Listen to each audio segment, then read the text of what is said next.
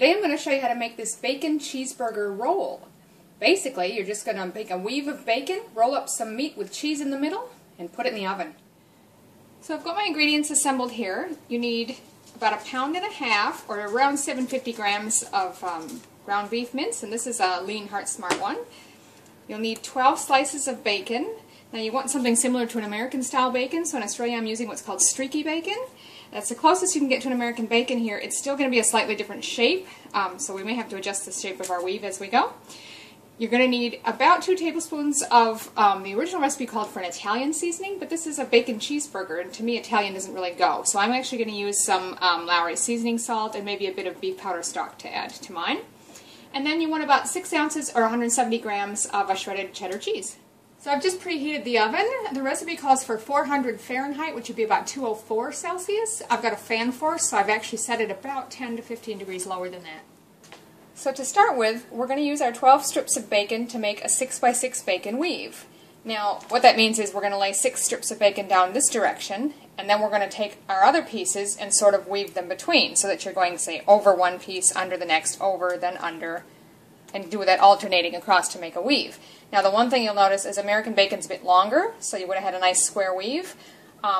Australian bacon, even the streaky kind that's close to American, is still a different shape. When I hold this up, you can see it's much wider on the bottom, and they're not as long as American bacon.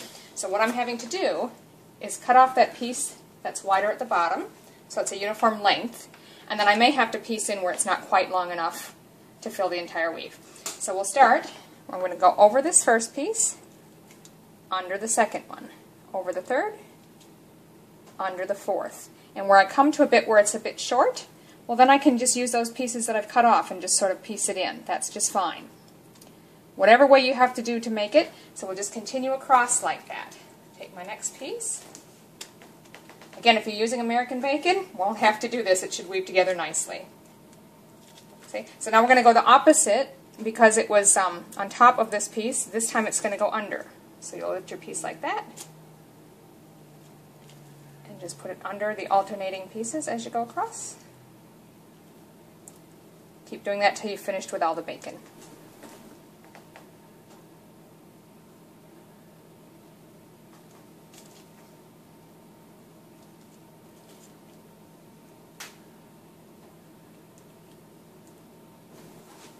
Okay, so as you can see, what I've done is just have to piece in little sections where the bacon didn't quite fit, and I'll have to be very careful when I'm rolling the meat up inside of this now, because some of those pieces where I pieced it in, it might be hard to get the weave to stay together. Just be careful about it. It doesn't matter if it looks perfect, really. This is all about taste.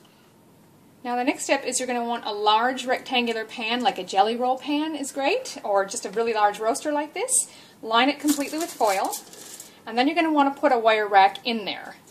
That'll keep the roast above the bottom of the foil. Now I've only got a round one that's going to fit in there, and you can see it's got sort of handles on the side there. I'm just laid little balls of foil under the side so it won't rock back and forth. That one will be just fine as long as it keeps the meat up off the bottom of the pan. Set that aside for a moment.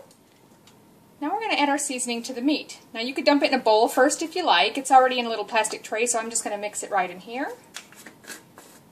And you're going to want, it's up to you how much seasoning you want in. I'm going to try for about a tablespoon of this seasoned salt. And then a bit less, maybe just a teaspoon or so of this beef stock powder. But if you're using an Italian seasoning, by all means feel free to use full 2 tablespoons. And you're just going to want to thoroughly mix that into your meat. So once you've got that well mixed, you just want to spread this out into a large beef patty about the same size as your bacon weave. As you can see, this is about the same size as the bacon weave that I've got over here approximately. Just do the best you can. And now we're going to add the cheese to the top of the meat. So just sort of spread that out. Now it does say 6 ounces or about 170 grams, which is what I have here. Let's see if I need that all, or because I think I want to leave a little bit of an edge around to pinch just to keep the cheese inside. And as you can see, I'm just leaving a little bit of an edge. Like I said, I'm not going all the way. So it'll have something just to seal a little bit. Otherwise your cheese is likely to all melt out while it's baking. So now we're just going to take this and roll it. And I'm going to find the easiest way is to just use the paper to help you out here. So roll it over. Give it a press. And as you continue rolling, you just have to pull the paper away from it.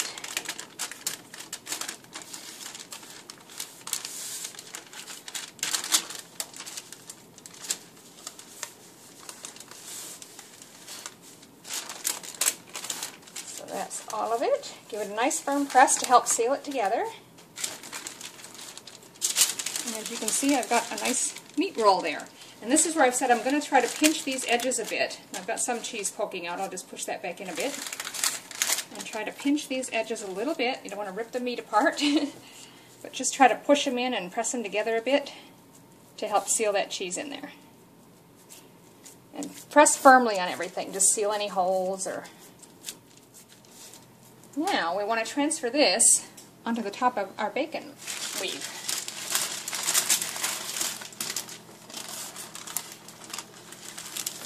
Roll it over.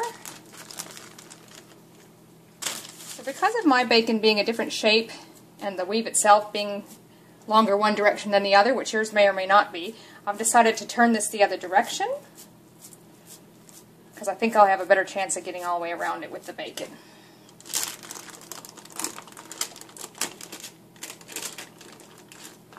So now as you can see, I'm just going to put that side up, turn this around so it's a little easier to work with.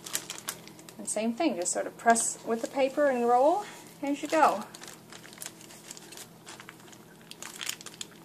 Press firmly down to help seal everything together. And roll it over the edge.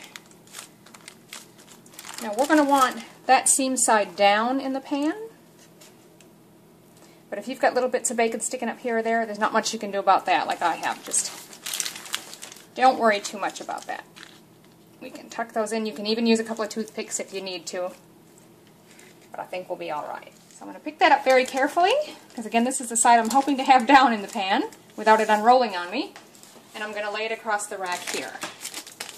Very carefully.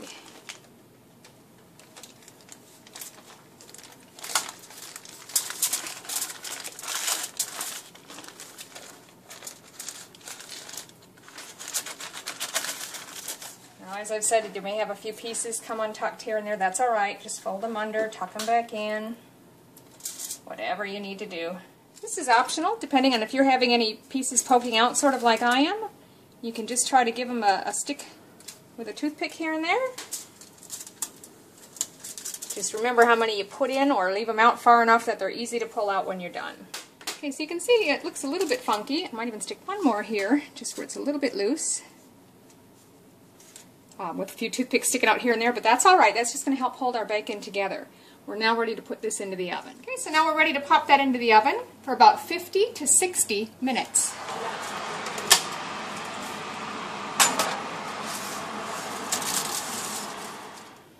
Okay, so that's actually been about 55 minutes. I've pulled it out of the oven, and you can see some parts of the bacon are nice and crispy. Other parts are sort of chewier. That's fine.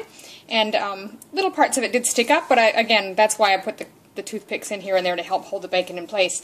So the next step, we're going to just leave this sit for about 10 minutes before we try to cut into it. As you can see, we did lose a little bit of cheese oozing out the ends, but not too bad, and it'll come out much faster if we start cutting it right away. So we're going to let it sit for 10 minutes. I'll pull the toothpicks out, but otherwise we'll wait 10 minutes to cut it.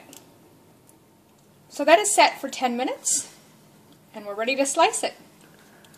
So I'm just going to cut it into even rounds. This end piece won't have much bacon on it, but as you can see, the cheese in the middle there, and because we let it set for 10 minutes, it's holding together fairly well. You don't want it to all ooze out at once. So just cut it into slices, however thick you like. I'm going about an inch here. So there it is, bacon cheeseburger roll. Give it a try. It's a little tricky putting it together, but it's really tasty.